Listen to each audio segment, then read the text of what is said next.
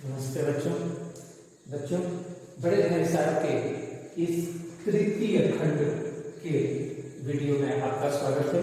बच्चों, दो खंड हम लोगों ने बड़े भाई साहब के बारे में देख लिया। ये उसमें हमने किस तरह से बड़े भाई साहब पढ़ते हैं और छोटा भाई को क्या चाहते हैं तो वह देखा। अब तीसरे भाग में जब हम पहुंचते हैं तो यहाँ पर पाठ्य बिंदु कुछ इस तरह है। पहला है प्राणांतक परिश्रम के बावजूद भाई साहब का फेल होना। बच्चों, इसमें भाई साहब दिन रात मेहनत करते रहते हैं, लेकिन जब सालाना इम्तिहान होता है तो वह फिर से फेल हो जाते हैं। इस बार वे हमेशा एक एक अक्षर को चार्ट जाने करके भी कोशिश किए थे। अब छोटा भाई जो है वह सोचने लगता है कि अब क्या होगा, क्योंकि बड़े भाई साहब इस बार इतने दुखित हो चुके थे कि भाई साहब के प्रति उसकी संवेदना जाग जाती है। वह सोचता है कि काश मैं भी फेल हो गया होता तो भाई साहब इतने दुखित नहीं होते, किंतु करे क्या। अब भाई साहब दुखित हैं, हमेशा रुआसा चेहरा लिए रहते हैं और यह इसके भी बस में नहीं है, किंतु यह अपनी आदत को नहीं छोड़ता है। फिर मन में एक कुटिल भावना जन्म लेती है कि काश भाई साहब एक बार और फेल हो जाते तो हम उन्हीं के कक्षा में पहुंच जाते। और वह मनमानी करने लगता है, समय समय पर कनकौवे उड़ाने लगता है। कनकौवा पतंग को बोलते हैं, और उस पतंग के लिए वह छुप छुप करके हमेशा प्रयास करता रहता है। कभी कभी तो वो जान भी जाते हैं, लेकिन वह अपनी आदत नहीं छोड़ता है।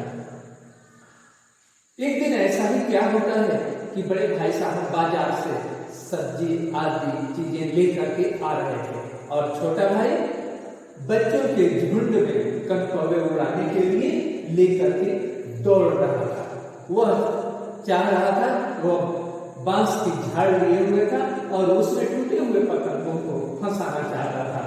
अब क्या करें, और अचानक उसी बीच में बड़े भाई साहब से वह टकरा जाता है, क्योंकि वह बड़े भाई साहब आ रहे हैं ऐसा सोचा नहीं था या ध्यान नहीं दे रहा था। बड़े भाई साहब ने तुरंत उसका हाथ पकड़ लिया और पूछा कि ये क्या कर रहे हो। बाजारी लौंडों के साथ जो अनपढ़ समाज से आते हैं, इनको पढ़ने लिखने की कोई जरूरत नहीं है। तुम्हारी कक्षा में जब अन्य लोग 8वीं में पहुंचते थे तो प्राचीन समय में वह तहसीलदार, हेडमास्टर, पोस्टमास्टर और अन्य पदवियों को प्राप्त करते थे, और तुम हो कि इन छोटे से 2 पैसे के कनकौवे के लिए तुम इन बाजारी लौंडों के साथ, मिडिलचियों के साथ घूम रहे हो।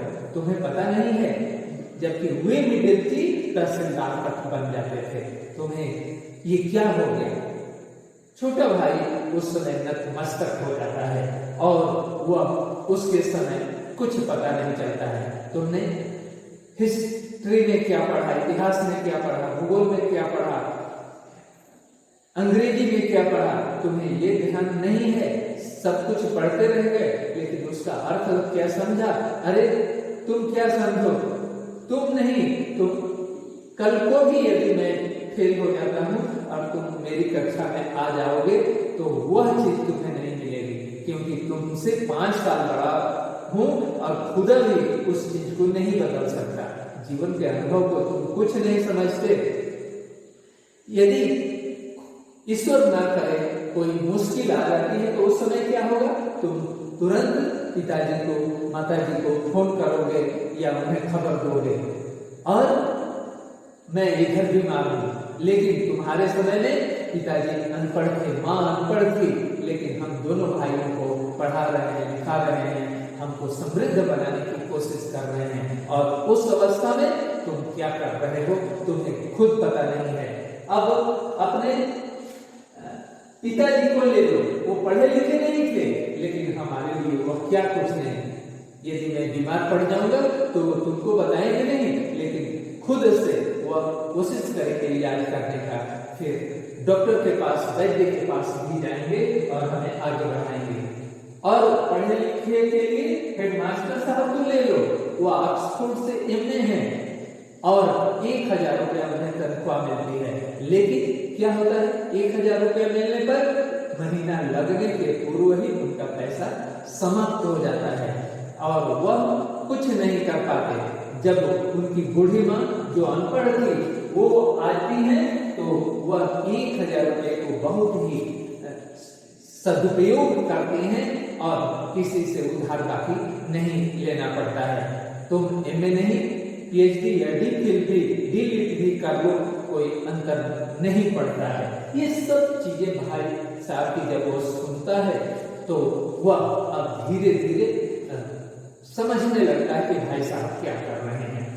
वह उस समय हाथ उठाकर कहते हैं कि तुम नहीं मानोगे तो मैं तुम्हें थप्पड़ भी मार सकता हूँ और तुम कुछ नहीं करोगे।